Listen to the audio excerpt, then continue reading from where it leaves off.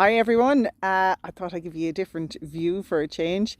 Here I am, once in a blue moon, sitting on my lovely lounger with my feet up, with my lovely purple Crocs that I have for, I don't know, 10 years. The comfiest things ever, and I don't care. I think they're getting cool again now. I liked them when they weren't cool, and I still like them. I think they're the best thing ever in the garden. So anyway, that's that side, and that's the view. And then I'll just flip my little camera around here and show you the other bit of the style in the garden, because I'm all about the style. The Kardashians have nothing on me. I thought I'd recommend my other bit of gardening kit to you. Am I looking a bit ginny? Anyway, hopefully not. It's very hard to see with the sun. Visors. I think these are deadly bits of garden kit. Now, granted, not cool, but I'm in Crocs, so the only way is up.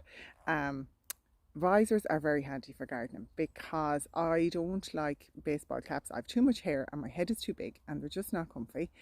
And I would happily wear a baseball cap. But I think sunglasses are a disaster because every time you look down when you're gardening, the sunglasses slip or fall off or whatever, and it's just a bit of a pain.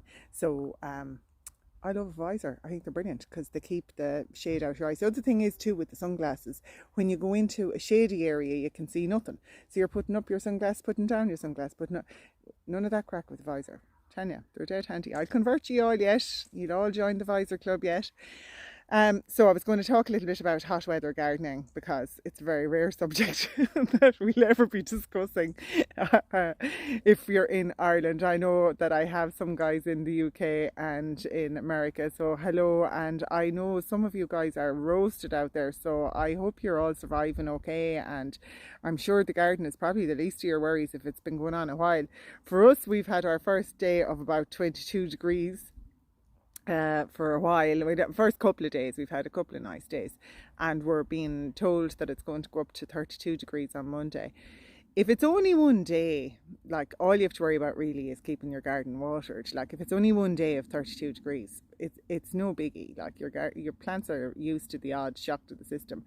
But if it drags on more than a day, if we get 32 degrees for a few days, and that did happen last July, if we do actually get a proper kind of a heat wave, you'd want to start thinking a little bit differently. The sun at that strength is too strong for the kinds of plants we have. They're designed for 24 or 25 degrees of heat, not Mediterranean stuff. So if it goes up to that, what I would say is bring some of your pots into the shade. If they're starting to look limp, even though you're watering them, it's just too hot for them. Get them into the shade. And I know that's a bit of a heartbreak when we're so long waiting for some kind of good weather that the one bit of good weather you get is too good.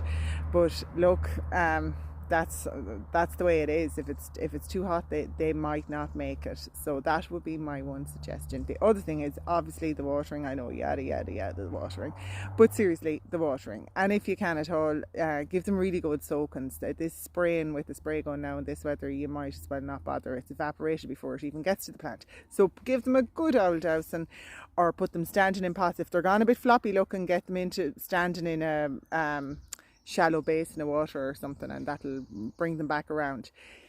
They say that morning time is better than the evening time. I look at just wash them.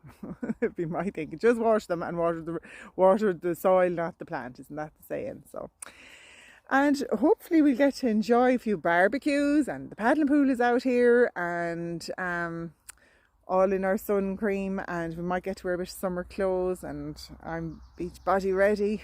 100%.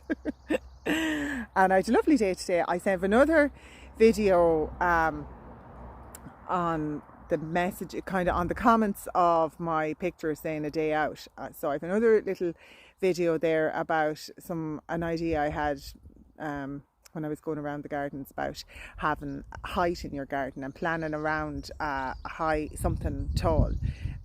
So I don't know, if you have nothing better to do for a couple of minutes, that's something you could have a look at. And otherwise, I hope you're all out getting a little bit of sun and enjoy. Oh, one last thing before I go and do my enjoy the sun, etc. If you have bought plants or are thinking of buying plants, don't plant them now. Keep them in a shady part, well watered, and don't even attempt to get them down now.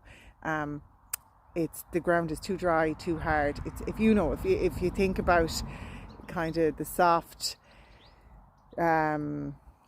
kind of how soft a new root is in a plant and how hard it would be for it to find a home in really dry, rock hard soil. Like, you're wasting your time. So just don't attempt it until this passes. It's not going.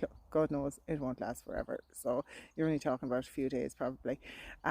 If you have planted something in the last week or two, water it, water it, water it, water it, water it. It will survive, because we got caught last year. We planted a whole load of new things, and then the heat wave struck, and we just watered for ages, and watered every night, gallons of water, and we lost nothing. So if you have it already planted, that's your strategy, and if you haven't it already planted, leave it till afterwards. And other than that, forget about it. Go out now and get a nice cold drink or a cup of tea, depending on whether you're one of these people who think it's the hot weather for, a hot drink cools you down. Cup of tea or glass of whatever you fancy, and enjoy it. And I was supposed to be talking about dead heads this week. The heads will still be dead next week. We'll talk about them next week. And enjoy the nice weather. Bye bye.